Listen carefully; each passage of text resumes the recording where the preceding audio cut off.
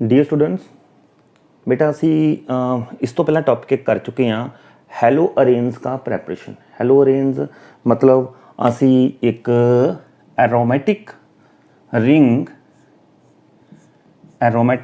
Ring लिया और असी प्रोडक्ट तैयार किए, इस दे उपर कोई हैलोजन लेके आए। ठीक है ना। तो 6 रिएक्शन असी कर चुके हैं कि हैलो अरेंज का प्रैपरेशन किमें करना है। हैलो अरेंज का प्रैपरेशन एक बारी हो गया, इस तो बाद साडा अज का जो लैक्चर है वो है physical and chemical properties of hello arrange. Physical and chemical property of hello arrange का मतलब ये है कि जो असी प्रोडक्ट तैयार करा है इसका नेचर कैसा है, ये फिजिकली किस तरह का दिखता है, किस तरह का रिएक्ट करता है, और अगर असी इसनूं डिफरेंट टाइप के रिएजेंट नाल रिएक्ट करने की कोशिश करिए तो ये किस तरह के प्रोडक्ट दे सकता है। इस लैसन च भी, इस टॉपिक च भी असी कुछ नेमिंग रिएक्शन स्टडी कर लांगे और कुछ इंपॉर्टेंट एक्सटेंशन रिएक्शन है वो स्टडी करांगे। बहुत ज़्यादा बल्कि नेचर रिएक्शन का जोड़ा है मैं नहीं रख पा रहा बिकॉज बच्चों को ऑर्गेनिक तो हमेशा थोड़ा सा फियर रहिंदा है। पर अगर मेरे तरीके नाल तुसी इस तरीके नाल टॉपिक या अपना लिख के उसकी प्रैक्टिस करो तो बड़े आराम दे नाल इस लैसन चो सानू 5 नंबर का जोड़ा क्वेश्चन आना है, रिएक्शन ही आना है या नेमिंग रिएक्शन हो जाएगी। ठीक है ना। तो नेमिंग रिएक्शन किहड़ी हो जाएगी, ਜਾਂ हैलो अल्केन दी हो जाएगी ਜਾਂ हैलो अरेंज दी हो जाएगी। वो नेमिंग रिएक्शन दे जिन्ने के असीं स्टडी करे आ उसनूं बार बार तुसीं एक बार लिख के देख लो, प्रैक्टिस कर लो। नहीं तो असीं की करांगे, लैसन खत्म होने तो बाद इसका जनरल प्रैक्टिस एक बार सारे नेमिंग रिएक्शन अलग तो इंपॉर्टेंट रिएक्शन अलग तो एक बार स्टडी कर लांगे। तो किस तरह प्रैक्टिस करना है, किवें उसनूं लर्न करना है, उस दे नाल साडी जिहड़ी इहदी प्रैक्टिस बड़े आराम दे नाल हो जाएगी। तो हैलो अरेंज इहदा असीं फिजिकल एंड कैमिकल प्रॉपर्टी अज करन जा रहे हैं। तो फिजिकल प्रॉपर्टी दे लई जिवें असीं हैलो अल्केन च पढ़िया सी, इत्थे दा रिंग आ गया ना एरोमेटिक, पहला ओपन चेन वाले असी हैलो अल्केन पढ़िया, उन्हां च भी ये पढ़िया सीगा कि वो इनसॉल्युबल है। लाइक दैट जो हैलो अरेंज है ये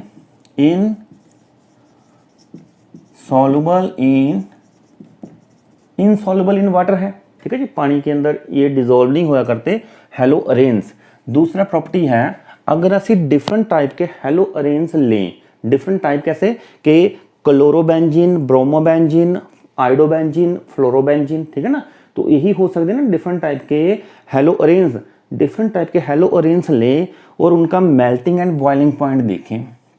melting point and boiling point, melting point and boiling point का जो ऑर्डर निकल के आएगा, ऑर्डर निकल के आएगा कि जो आइडो वाला प्रोडक्ट होएगा आइडोबेंजीन, उसका मेल्टिंग एंड बॉइलिंग पॉइंट सबसे हाई रहेगा। ठीक है ना। देन ब्रोमोबेंजीन, देन क्लोरोबेंजीन और देन फ्लोरोबेंजीन। ठीक है। तो order of melting and boiling point different type के हैलोजन एटम लगा के अरोमेटिक रिंग पर तो ये निकलेगा।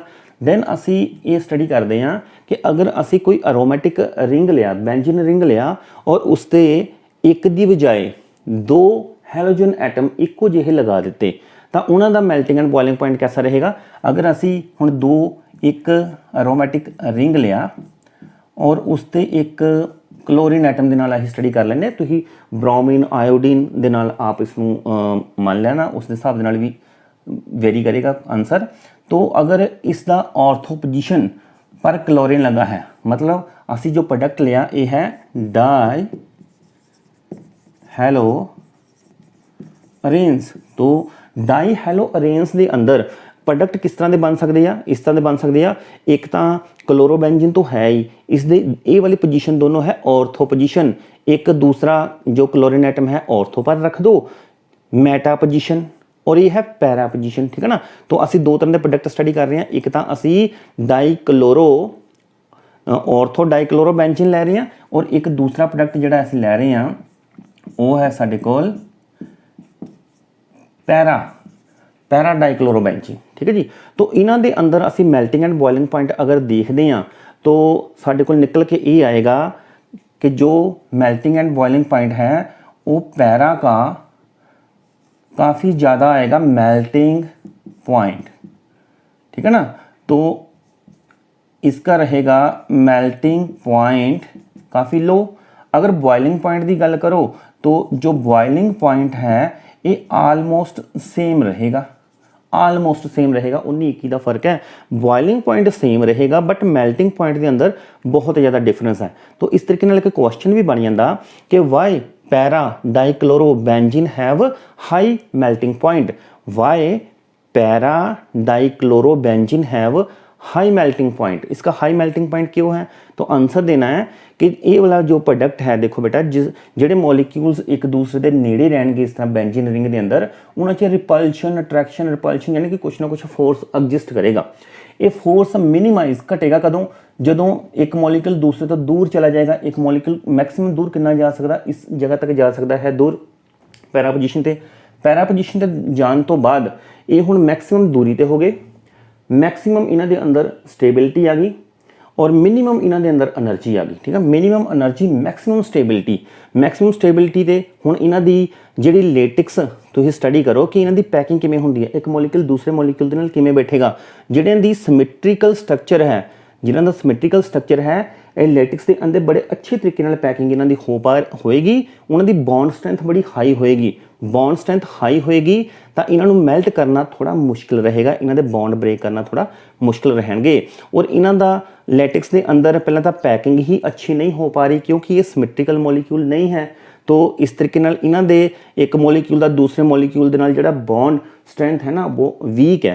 वीक होने करके ये जल्दी मैल्ट हो जाते हैं, जो कि पैरा डाइक्लोरोबेंजीन जिहड़े हैं वो थोड़ा टैंपरेचर ज़्यादा लेंदे ने इस नालों। तो इन्हां दा मेल्टिंग पॉइंट ज़्यादा है इस नालों, बट दोनों का बॉयलिंग पॉइंट जिहड़ा है वो लगभग सेम है। फिजिकल प्रॉपर्टी के अंदर इन्ना के देन असी जिहड़ा मेन साडा कंसनट्रेट करने वाला टॉपिक है वो है chemical property of haloarenes. Chemical property of haloarenes के अंदर 4 नेमिंग रिएक्शन तुसी करनी है और एक्सटेंशन च कुछ एडिशनल कुछ रिएक्शंस है। तो केमिकल प्रॉपर्टी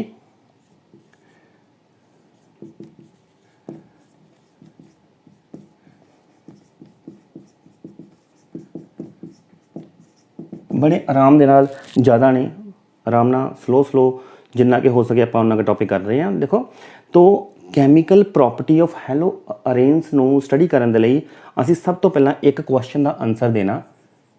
क्वेश्चन है साडा why haloarenes have less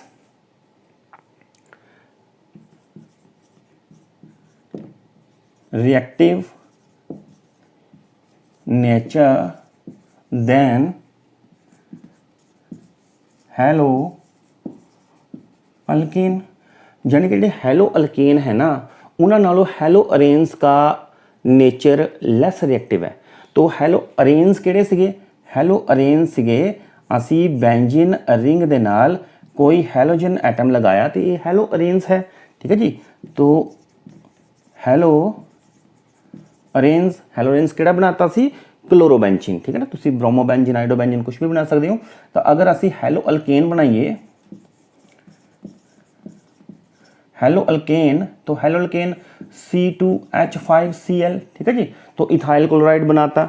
जिहड़े ये ओपन चेन वाले हैलो अल्केन है ये बहुत ज़्यादा रिएक्टिव है, बहुत ज़्यादा रिएक्टिव है। मतलब कि इस दे विच एक जो न्यूक्लियोफिलिक सबस्टिट्यूशन रिएक्शन है, न्यूक्लियोफिलिक सबस्टिट्यूशन रिएक्शन है, बड़े आराम नाल शो करता है कि ये वाला रिप्लेस हो जाता, इसकी जगह तो कोई होर न्यूक्लियोफाइल बड़े आराम नाल आ जाता है।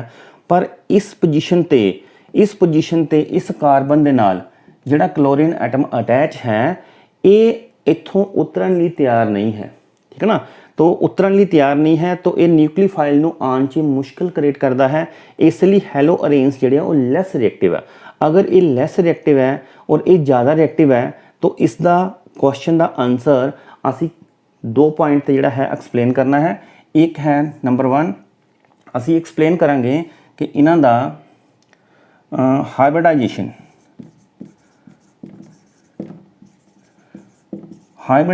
डिफरेंस, इन्हां दा हाइब्रिडाइजेशन डिफरेंस। और नंबर 2 ते असी इन्हां दा करांगे रेजोनेटिंग स्ट्रक्चर। ठीक है ना। रेजोनेटिंग स्ट्रक्चर या रेजोनेंस किहड़ा शो करदा किहड़ा नहीं शो करदा, इन्हां दो पॉइंट्स ते असी एक क्वेश्चन का आंसर दे देंगे कि why haloarenes are less reactive than hello alkane.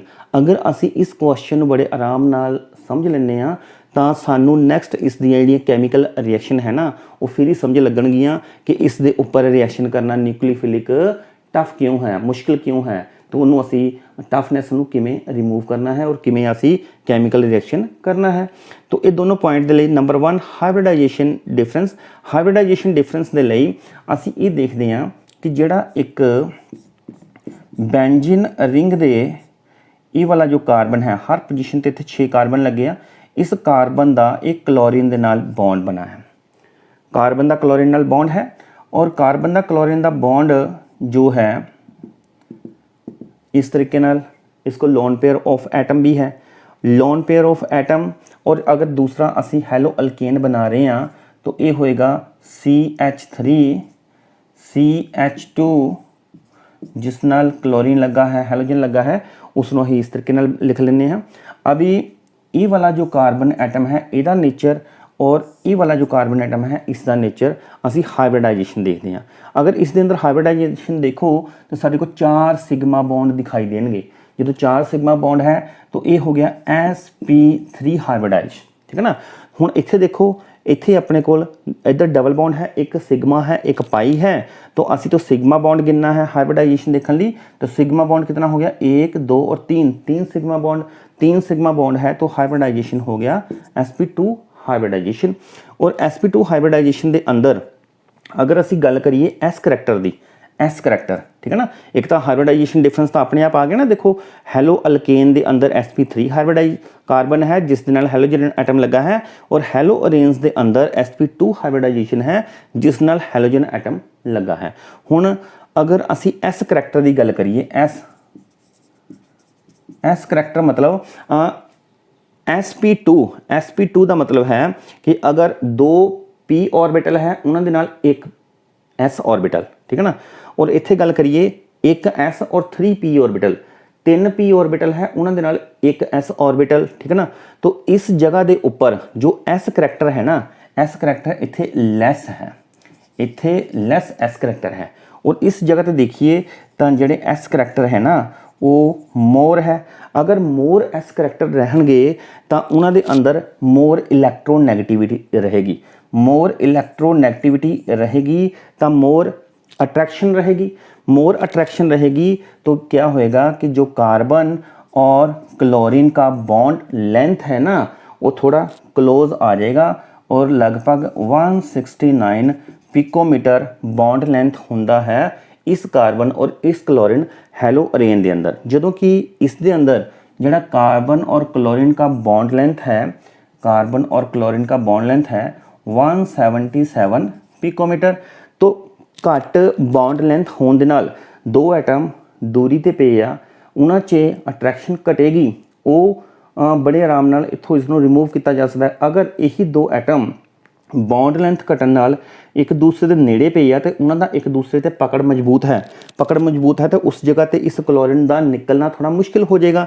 तो यही गल इत्थे असीं सिद्ध करन जा रहे हैं कि हाइब्रिडाइजेशन एस करैक्टर मोर होने कारण, मोर इलैक्ट्रोनैगेटिविटी होने कारण ये इसके थोड़ा नेड़े आ गया और नेड़े आने करके इत्थे मजबूत बॉन्ड बनया पिया आ और मजबूत बॉन्ड के नाल इत्थे है 169 पिकोमीटर का दिखाई दे रहा और इत्थे 177 पिकोमीटर दिखाई दे रहा। इस करके इस कार्बन तो इस क्लोरीन नूं हटाना मुश्किल है इस नालों, ये असी हाइब्रिडाइजेशन डिफरेंस के बेस से कह सकते हैं। दूसरा पॉइंट है रेजोनेटिंग स्ट्रक्चर। अगर असी रेजोनेटिंग स्ट्रक्चर देखिए तो इस दे अंदर सानू रेजोनेंस दिखाई नहीं दे रही। रेजोनेंस की है पहला थोड़ा सा देख लेने। रेजोनेंस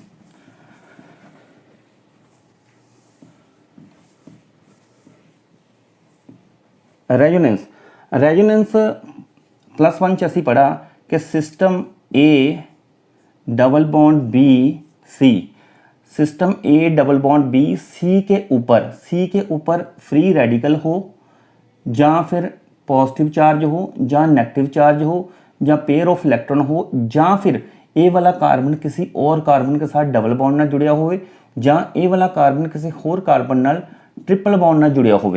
अगर इस तरह का सिस्टम सानू मिलेगा तो उस सिस्टम च सानू मिलेगी रेजोनेंस। रेजोनेंस का मतलब है flow of electron. Flow of electron मतलब कि ये इलैक्ट्रॉन जो मूव करके जो है ना इलैक्ट्रॉन की मूवमेंट दिखा सकते। अगर इन्हां च कोई भी सिस्टम मैं मूव करा, इधर नूं मूव करा, इत्थे डबल बॉन्ड शो करांगा, इत्थे डबल बॉन्ड आएगा तो ये इलैक्ट्रॉन मूव करके इधर आ जाएंगे। इत्थे साडे कोल फ्री रेडिकल है, फ्री रेडिकल इधर आ जाएगा, ठीक है ना, टुटन तो बाद। ये सिस्टम असीं सारे जिहड़े हैगे आ मूवमेंट +1 च कर चुके हैं। मतलब किसी जगह ते सानू कोई दो एटम च डबल बॉन्ड दिखाई दे रहा और तीसरे एटम ते सानू इस तरह का कोई भी सिस्टम दिखाई दे रहा, वो ऊपर लोन पेयर है या मल्टीपल बॉन्ड है, पॉजिटिव नेगेटिव चार्ज है, तो सिस्टम के अंदर रेजोनेंस है।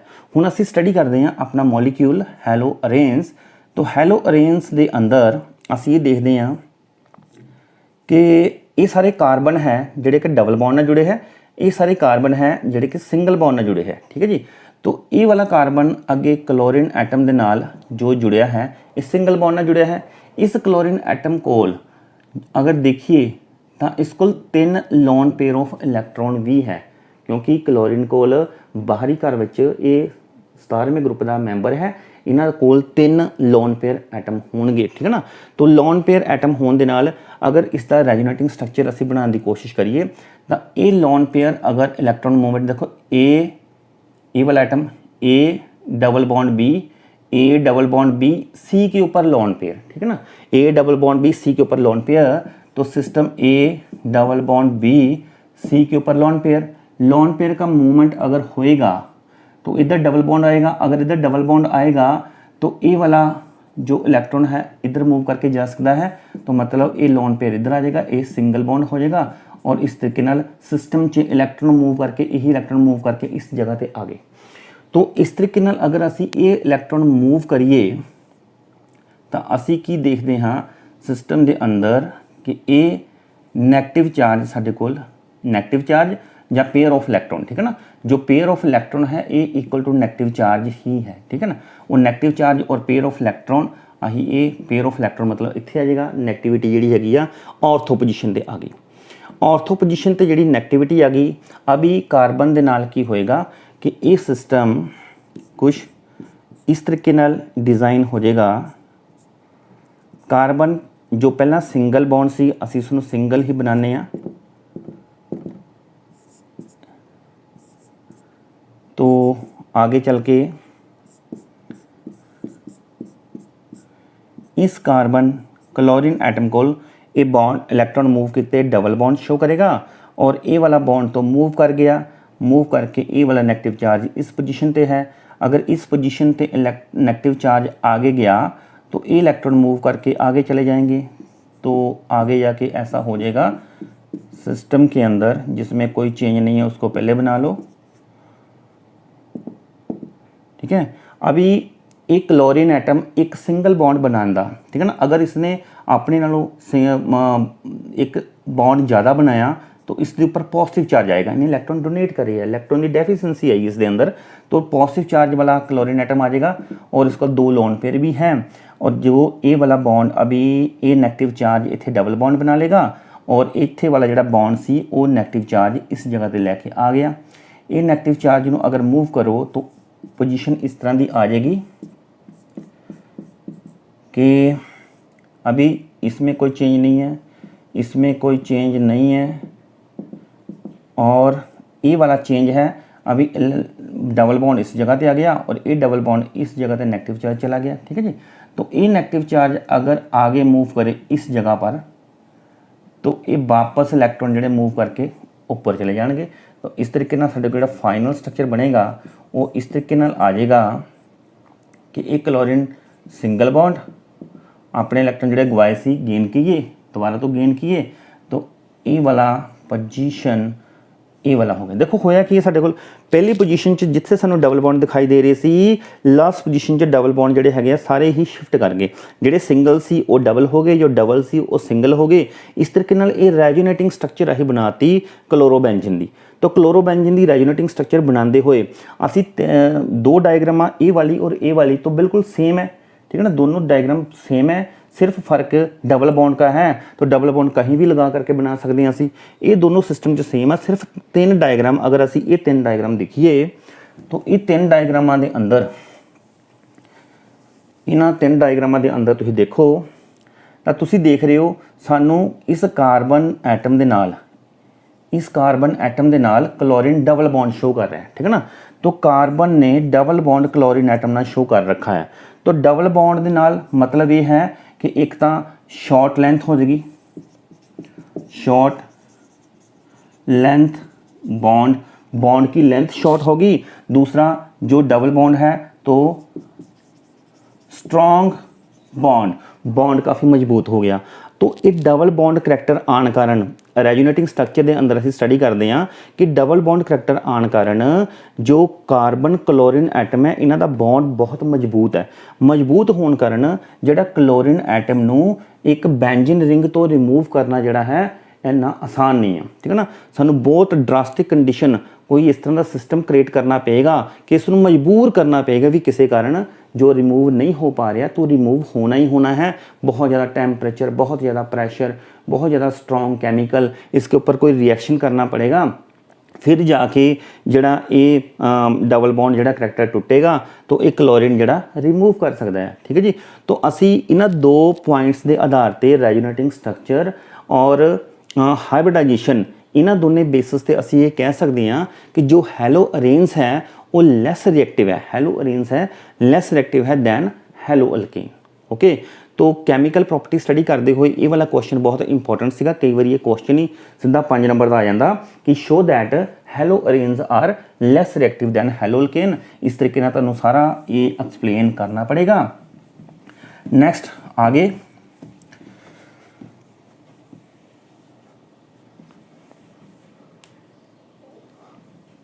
हाँ जी बेटा आगे देखते हैं। आगे अपने को है nucleophilic substitution reaction. Nucleophilic substitution reaction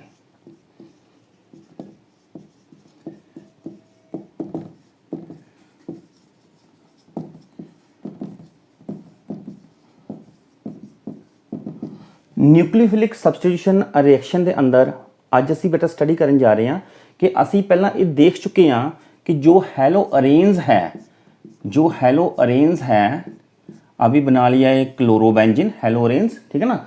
तो ये कार्बन और क्लोरीन का बॉन्ड का जो मजबूती है इसके कारण असी न्यूक्लियोफिलिक अटैक नहीं कर पा रहे इस कार्बन ते, क्लोरीन नू रिप्लेस नहीं कर पा रहे किसी और न्यूक्लियोफाइल से। न्यूक्लियोफाइल किहड़ा हो सकता, कोई भी इलैक्ट्रॉन रिच स्पीसीज, कोई हाइड्रोक्सल रिप्लेसमेंट हो सकता है, या असी अमोनीया की रिएक्शन कर सकते हैं, या असी साइनाइड की। तो ये सारे स्ट्रॉन्ग कोई न्यूक्लियोफाइल है। तो न्यूक्लियोफाइल नू असी रिप्लेस करना है इस क्लोरीन की जगह। तो न्यूक्लियोफाइल रिएक्शन नहीं हो पा रही बिकॉज कार्बन और क्लोरीन बॉन्ड जो है ना बहुत मजबूत है, रिएक्शन नू नहीं हो दे रहे ये डबल बॉन्ड करैक्टर।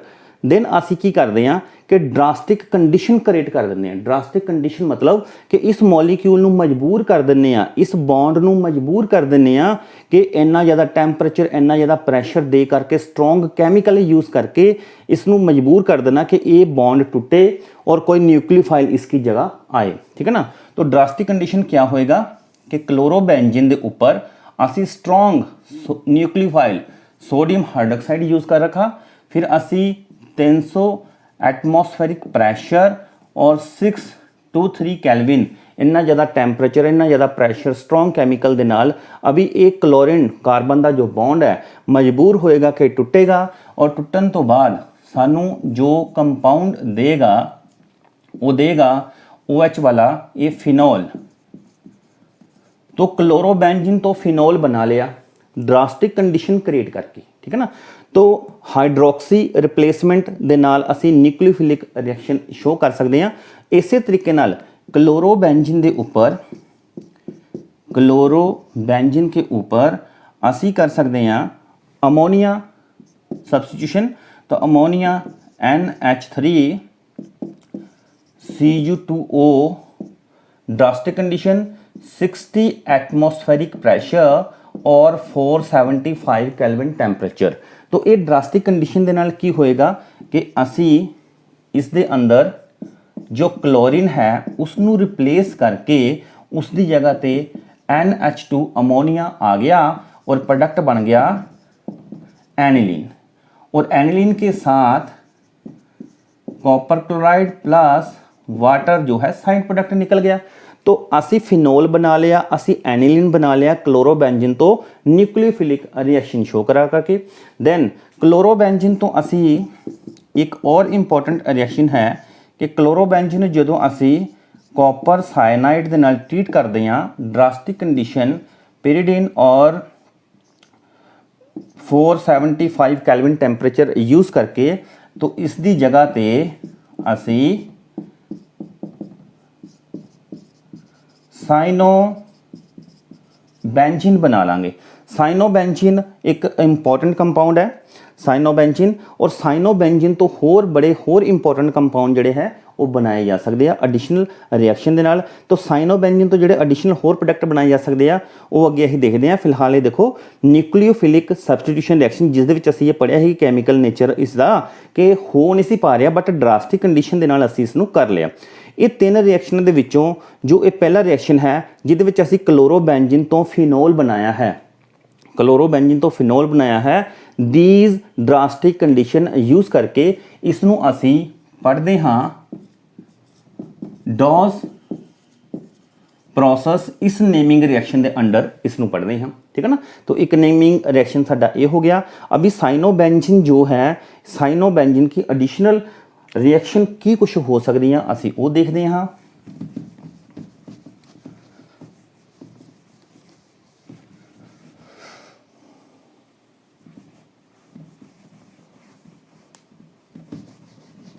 तो बेटा साइनोबेंजीन बना लिया तुसी। साइनोबेंजीन है साडे कोल बेंजीन दे उपर साइनाइड ग्रुप CN ग्रुप लग गया, तो ये साइनोबेंजीन है। तो साइनोबेंजीन दे उपर असी तीन तरह की रिएक्शन स्टडी करांगे। एक करांगे कंसनट्रेटेड HCl या फिर H2O2, दोनों चो एक ले लो, कोई भी काम एक ही होएगा। दूसरी रिएक्शन है तुसी डल्यूट HCl यूज कर लो या यूज कर लो तुसी सोडियम हाइड्रोक्साइड, ठीक है जी। और या फिर तीसरा तुसी यूज कर लो लिथियम एल्यूमिनियम टेट्राहाइड्रेट और सोडियम डिजॉल्व्ड इन इथेनॉल। इथेनॉल के अंदर सोडियम को मिला करके ये रिएक्शन की जा सकती है। ये रिएक्शन जी है ये रिडक्शन कहलाएगी। रिडक्शन का मतलब होंगे एडिशन ऑफ हाइड्रोजन, ठीक है ना। ये रिडक्शन रिएक्शन है और ये अलग तो हाइड्रोलिसिस रिएक्शन है। इस तरीके नाल असी साइनोबेंजीन दी ये तीन reaction concentrated HCl, dilute HCl और लिथियम एल्यूमिनियम टेट्राहाइड्रेट दी तीन रिएक्शन जरूर पढ़ते हैं। तो साइनोबेंजीन अगर कंसनट्रेटेड HCl दे नाल या फिर H2O2 दे नाल रिएक्ट करांगे तो साडे कोल जो प्रोडक्ट बनेगा वो होएगा CONH2 CON। तो ये C डबल बॉन्ड O और नाइट्रोजन, C डबल बॉन्ड और नाइट्रोजन, कार्बन ऑक्सीजन नाइट्रोजन का जो ये कंबीनेशन है इसनों असी अमाइड बोलते हैं। ये अमाइड है तो असी बेंजीन दे नाल अमाइड लगाता तो बेंजामाइड बन गया, बेंजामाइड। तो असी बेंजामाइड प्रेपरेशन की और ये है partial hydrolysis. Okay, partial hydrolysis, ये पार्शियल हाइड्रोलिसिस होगी। देन अगर डिल्यूट HCl दे नाल असी रिएक्शन करते हैं तो डिल्यूट HCl दे नाल बेंजोइक एसिड बनेगा, ठीक है ना। तो बेंजोइक एसिड जो है एक कंप्लीट हाइड्रोलिसिस है, एक कंप्लीट हाइड्रोलिसिस बेंजोइक एसिड है, बेंजोइक एसिड। और लिथियम एल्यूमिनियम टेट्राहाइड्रेट के नाल अगर अही रिएक्शन कर रहे हैं तो इसने इस मॉलिक्यूल ने देना है सिर्फ हाइड्रोजन। सिस्टम के अंदर जितने हाइड्रोजन की कमी है वो सारे दे के कंपाउंड नू बनाना। तो इस कार्बन नू 2 हाइड्रोजन की जरूरत है, इस नाइट्रोजन नू 2 हाइड्रोजन की जरूरत है। तो इसने ये बेंजाइल अमीन बना दिया। तो बेंजाइल पोजीशन किहड़ी आ, बेंजीन नाल लगा होया डायरैक्ट कार्बन, उस कार्बन के उत्ते जिहड़ा भी फंक्शनल ग्रुप लगेगा वो बेंजाइल कहलाएगा। तो बेंजीन दे नाल अमीन लग गया, बेंजाइल अमीन हो गया, ठीक है जी। तो ये बेंजाइल अमीन ਰਿਡਕਸ਼ਨ ਨਾਲ ਅਸੀਂ ਬੈਂਜ਼ਾਈਲ ਅਮੀਨ ਵੀ ਬਣਾ ਦਾਂਗੇ। ਓਕੇ, ਦੈਨ ਸਾਈਨੋਬੈਂਜ਼ੀਨ ਜਿਹੜਾ ਇੰਪੋਰਟੈਂਟ ਕੰਪਾਊਂਡ ਆ ਉਸ ਦੀਆਂ ਅਸੀਂ ਇਹ 3 ਐਡੀਸ਼ਨਲ ਰਿਐਕਸ਼ਨ ਜਿਹੜੀਆਂ ਹੈਗੀਆਂ ਇਹਦੀ ਪ੍ਰੈਕਟਿਸ ਜ਼ਰੂਰ ਕਰਨੀ ਆ ਕਿ ਪਾਰਸ਼ੀਅਲ ਹਾਈਡਰੋਲਿਸਿਸ, ਠੀਕ ਹੈ ਨਾ, ਅਧੂਰੀ ਹਾਈਡਰੋਲਿਸਿਸ ਕੀਤੀ ਤਾਂ ਬੈਂਜਾਮਾਈਡ ਬਣਿਆ, ਕੰਪਲੀਟ ਹਾਈਡਰੋਲਿਸਿਸ ਕੀਤੀ ਤਾਂ ਸਾਇਨਾਈਡ ਤੋਂ ਅਸੀਂ ਬੈਂਜੋਇਕ ਐਸਿਡ ਇੰਪੋਰਟੈਂਟ ਕੰਪਾਊਂਡ ਹੈ ਇਹ ਵੀ ਬਣਾ ਸਕਦੇ ਹਾਂ। ਤਾਂ ਜਾਂ ਅਸੀਂ ਰਿਡਕਸ਼ਨ ਕਰ ਦਿੱਤਾ ਲਿਥੀਅਮ ਐਲੂਮੀਨੀਅਮ ਟੈਟਰਾਹਾਈਡਰੇਟ ਔਰ ਸੋਡੀਅਮ ਡਿਜ਼ੋਲਵਡ ਇਨ ਇਥੇਨੋਲ, ਅਗਰ ਇਹਨਾਂ ਦੇ ਨਾਲ ਰੀਏਜੈਂਟਸ ਨਾਲ ਅਸੀਂ ਇਸ ਰਿਐਕਸ਼ਨ ਨੂੰ ਕਰਦੇ ਹਾਂ ਤਾਂ ਸਾਡੇ ਕੋਲ ਬੈਂਜ਼ਾਈਲ ਅਮੀਨ ਬੈਂਜ਼ੀਨ ਦੇ ਨਾਲ ਡਾਇਰੈਕਟ ਲਿੰਕ 'ਚ ਜੋ ਕਾਰਬਨ ਹੈ ਉਹਦੇ ਨਾਲ ਅਮੀਨ ਗਰੁੱਪ ਜਿਹੜਾ ਲੱਗ ਜਾਏਗਾ। ਇਹਦੇ ਨਾਲ ਵੀ 2 ਹਾਈਡਰੋਜਨ, ਇਹਦੇ ਨਾਲ ਵੀ 2 ਹਾਈਡਰੋਜਨ सिस्टम ਦੇ ਵਿੱਚ जुड़ जाएंगे, बेंजाइल अमीन बन जाएगा। ओके, तो साइनोबेंजीन की एडिशनल रिएक्शन इन्नी आ। इस तो बाद एक्सटेंशन पढ़ना है असी डॉस प्रोसेस।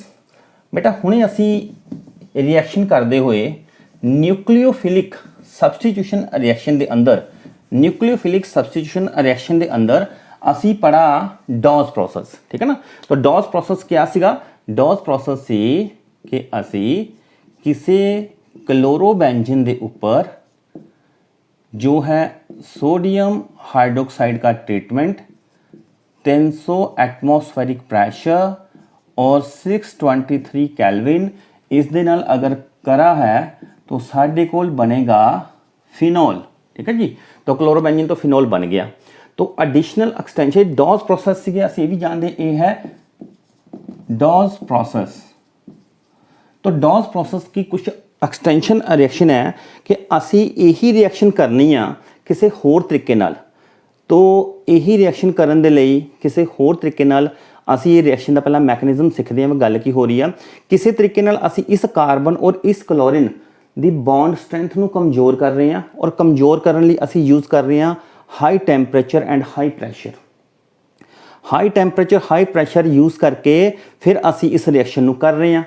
तो असी अगर हाई टैंपरेचर प्रैशर इन्ना टैंपरेचर ना यूज़ करिए, इन्ना प्रैशर यूज़ ना करिए तां भी असी इस कार्बन दे उपर ये रिप्लेसमेंट करना है क्लोरीन का कर पा सकते हैं कि नहीं कर पा सकते? तो कर सकते हैं। असी यूज़ करना पेगा किसी तरीके नाल। तुसीं ये देखो कि इस कार्बन का इलैक्ट्रोनैगेटिविटी बहुत ज़्यादा है, उहदे विच एस करैक्टर जिहड़े सीगे घट सीगे।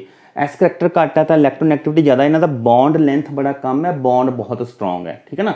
ये गल्लां असीं पहलां पढ़ चुके हैं।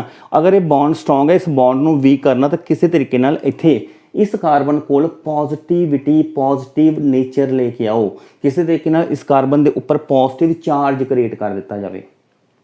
इस कोल एक्सैस ऑफ इलैक्ट्रॉन है, डबल बॉन्ड है सिस्टम के अंदर। तो डबल बॉन्ड सिस्टम के इहदे कोल एक्सैस ऑफ कार्बन कोल इलैक्ट्रॉन है। तो ये एक्सैस ऑफ इलैक्ट्रॉन किसी कारण अगर खिंच ले जान तो ये उपर पॉजिटिव चार्ज आ जाएगा। अगर ये इलैक्ट्रॉन खिंच के पॉजिटिव इसनूं कर दिता जाए तो ये बॉन्ड इन्ना मजबूत नहीं रहेगा।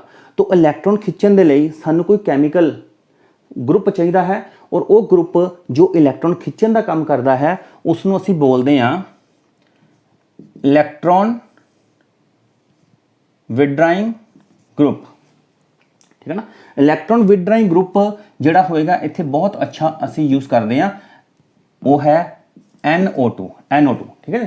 तो NO2 नूं असीं यूज़ करना है किसी तरीके नाल इस बेंजीन दे विच जिहड़े होर कार्बन है इन्हां पोजीशनां ते असीं किसी NO2 नूं लगा दईए तो लगाण नाल की होएगा कि ये सिस्टम तो इलैक्ट्रॉन खिंचदा है, ये डेफिसेंट है, इन्हें इलैक्ट्रॉन खिंच के अपने कोल रखने हैं। तो की होएगा इस कार्बन के उत्ते पॉजिटिव चार्ज अपने आप इलैक्ट्रॉन चले जाएंगे, नेगेटिविटी चले जाएगी, पॉजिटिविटी आ जाएगी तो बॉन्ड वीक हो जाएगा।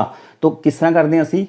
सब तो पहला इस सिस्टम दे विच जो ये क्लोरोबेंजीन है असी ऑर्थो पोजीशन ते एक नाइट्रो ग्रुप लगा दिता। नाइट्रो ग्रुप लगाने दे नाल ये नाइट्रो ग्रुप के अंदर जो कंबीनेशन है वो जिहड़ा एक बॉन्ड डबल बॉन्ड ऑक्सीजन है, एक सिंगल बॉन्ड है।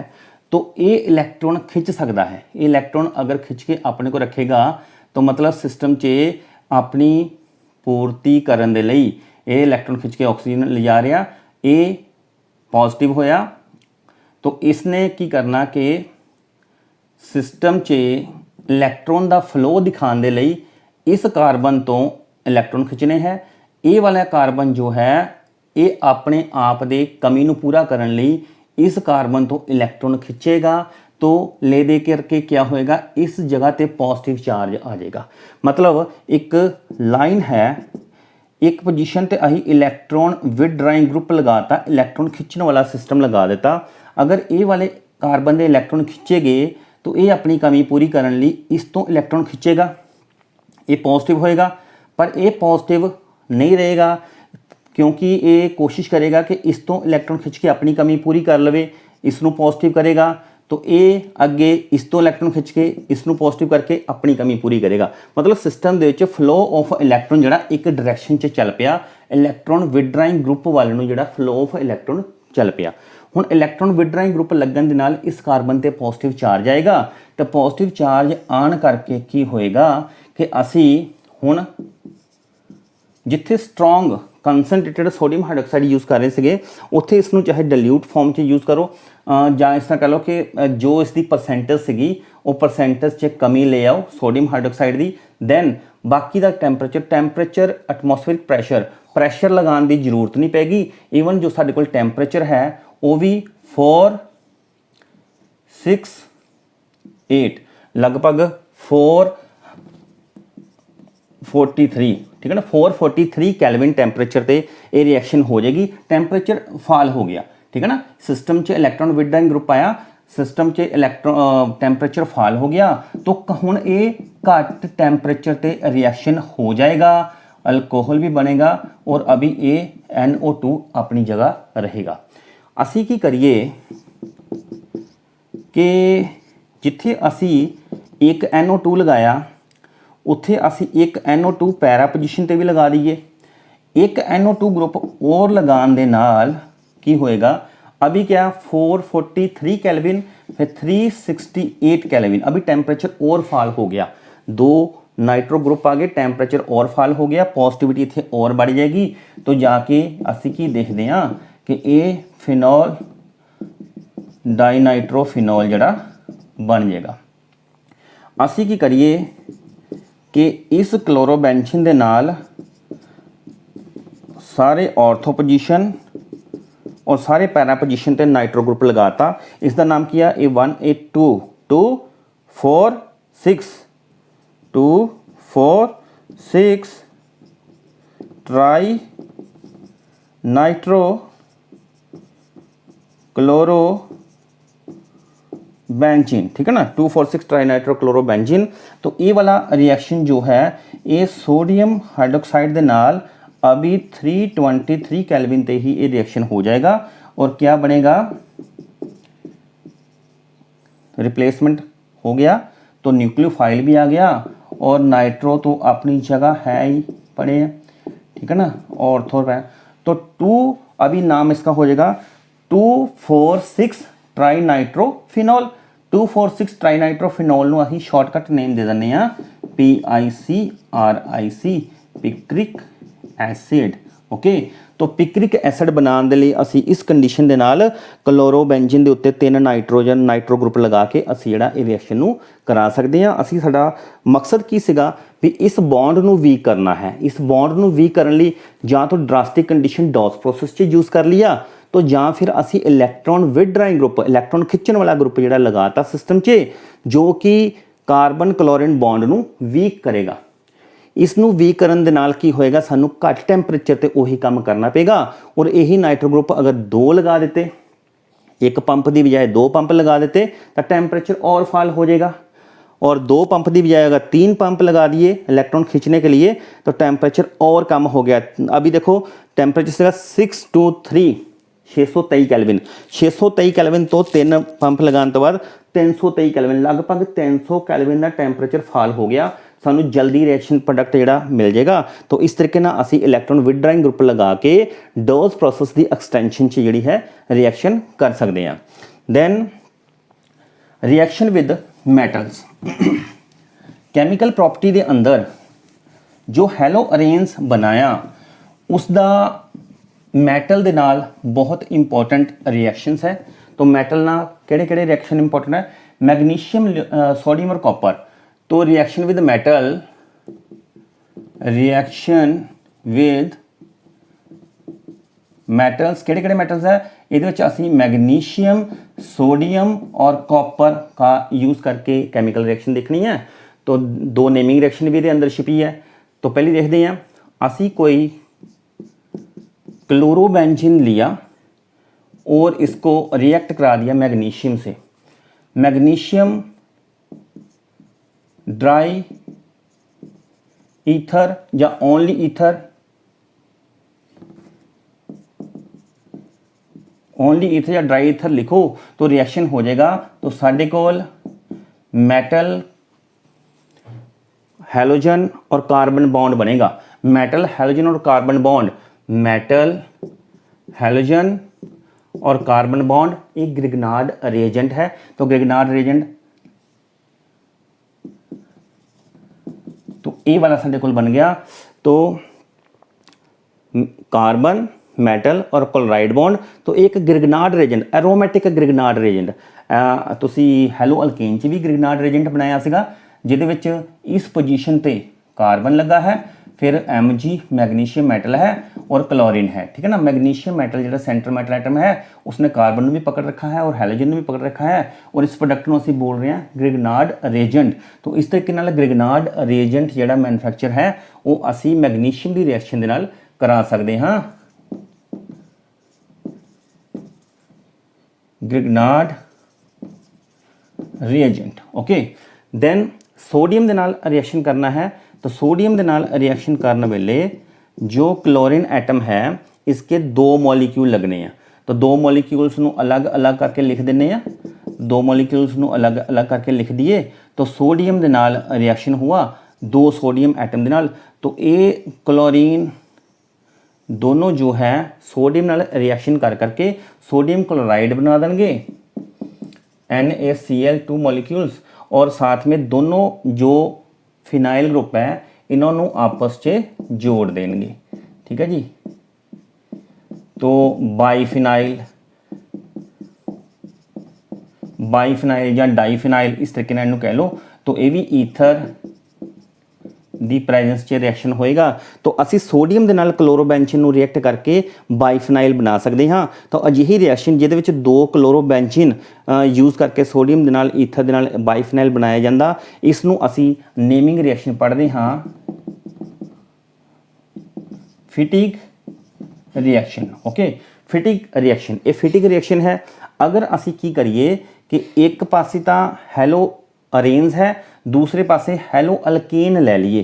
मतलब एक पासे तो असी एरोमेटिक हैलो अल्केन लिया और दूसरे पासे असी C2H5 ओपन चेन का हैलो अल्केन ले लिया, इधर हैलो अरेंज ले लिया। तो फिर से दो सोडियम मेटल एटम लगेंगे और ये इसका क्लोरीन और इस क्लोरीन के नाल बॉन्ड बना करके निकलेंगे बाहर। तो ईथर की प्रेजेंस से ये रिएक्शन होएगा। तो एक जो एरोमेटिक रिंग है उसते जो भी इस क्लोरीन नाल अल्काइल चेन ग्रुप लगा है वो इसके ऊपर आ जाएगा। अगर एक कार्बन वाला है तो एक कार्बन, अगर दो कार्बन है तो C2H5 इसके ऊपर आ गया। तो ये इथाइल बेंजीन हो गया। अगर ये मिथाइल बेंजीन हुंदा तो इन्हू असी सिंपली टॉलुइन भी कह सकते थे कि अभी ये इथाइल बेंजीन जिहड़ा इस तरीके नाल असी बना सकते हैं। और इस तरह की रिएक्शन, ये वाली रिएक्शन से साडी फिटिक रिएक्शन, और ये वाली रिएक्शन असी पहला सिंपल अल्केन च पढ़िया सीगा वर्ड्स रिएक्शन। दो अल्केन मॉलिक्यूल सोडियम नाल मिल के जिहड़ा है अल्केन बना रहे सीगे। अल्काइल क्लोराइड दो मिल के सोडियम दे नाल अल्केन बना रहे सी। तो सोडियम क्लोराइड निकल रहा सी। और अभी एक अल्केन हैलो अल्केन, एक हैलो अरेंज का मॉलिक्यूल आएगा। तो ये देखो अल्काइल चेन नू बेंजीन रिंग के ऊपर जोड़न दे लई ये रिएक्शन काम आएगी, और ये रिएक्शन हो जाएगी वुड्स और फिटिग दोनों का मिश्रण है। तो ये होगी वुड्स फिटिग रिएक्शन। ठीक है। तो नेमिंग रिएक्शन फिटिग रिएक्शन, और ये वुड्स फिटिग रिएक्शन वाले असी सोडियम दा रिएक्शन विद हैलो अरेंज के नाल स्टडी कर रहे हैं। देन है लास्ट रिएक्शन एक कॉपर। तो कॉपर दे लई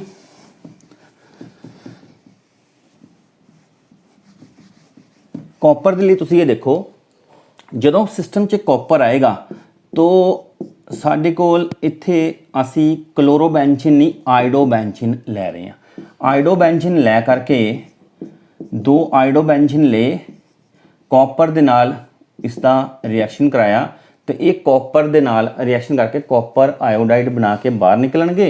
तो कॉपर आयोडाइड बना के बाहर निकलेंगे तो 2 बेंजीन दे मॉलिक्यूल जो है वो आपस च जुड़ जाएंगे। फिर तो बाईफिनाइल या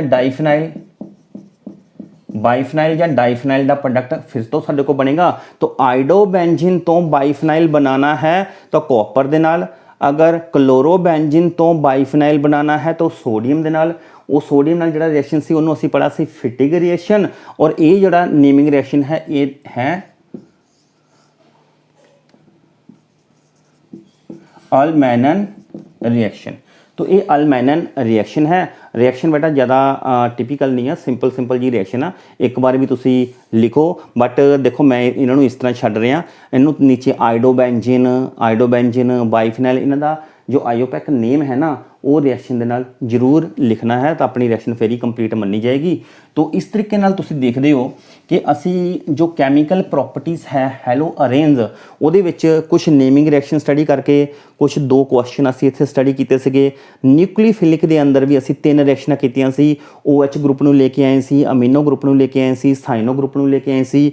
ਸਾਈਨੋ ਗਰੁੱਪ ਦੀਆਂ ਅਸੀਂ ਅੱਗੇ 2-3 ਐਕਸਟੈਂਸ਼ਨ ਰਿਐਕਸ਼ਨ ਪੜ੍ਹੀਆਂ ਸੀ, ਜਿਹਦੇ ਵਿੱਚ ਪਾਰਸ਼ੀਅਲ ਹਾਈਡਰੋਲਿਸਿਸ, कंप्लीट हाइड्रोलिसिस और रिडक्शन वाली रिएक्शन करी सी। रिडक्शन वाली फिर डिफरेंट टाइप के प्रोडक्ट बन गए सीगे। एक्सटेंशन ऑफ डॉ प्रोसेस के अंदर असी electron withdrawing group NO2 use करके तो असी डिफरेंट टैंपरेचर के उत्ते जिहड़ा रिएक्शन करा करके दिखाया सी। ड्रास्टिक कंडीशन च बहुत सारा टैंपरेचर प्रैशर यूज़ करना पड़ रहा सी। जो इलैक्ट्रॉन विदड्राइंग ग्रुप आया फिर टैंपरेचर जिहड़ा थोड़ा घट ते ही असी इस रिएक्शन नूं कर लिया। दैन रिएक्शन विद मैटल दे नाल मैगनीशियम नाल असी ग्रिगनार्ड रिएजेंट बनाया, जदों कि सोडियम दे नाल 2 रिएक्शन कीती सी असी, एक Wurtz Fittig reaction and Wurtz Fittig reaction. जो कि कॉपर दे नाल सेम रिएक्शन जो असी करते हैं आयोडोबेंजीन दे नाल तो वो कहलाती है साडे को अल्मैनन रिएक्शन। तो ओके बेटा, यदि भी अच्छे तरीके नाल प्रैक्टिस करो। नैक्सट वीडियो च असी मिलांगे इलैक्ट्रोफिलिक सबस्टिट्यूशन रिएक्शन। इलैक्ट्रोफिलिक 5 इंपॉर्टेंट इलैक्ट्रोफिलिक सबस्टिट्यूशन है अरोमैटिक रिंग दियाँ, उन्होंने डिटेल दे नाल जिहड़ा हैगा नैक्सट वीडियो च असीं करदे हां। तद तक तुसीं इस दी प्रैक्टिस करो। Okay, thank you.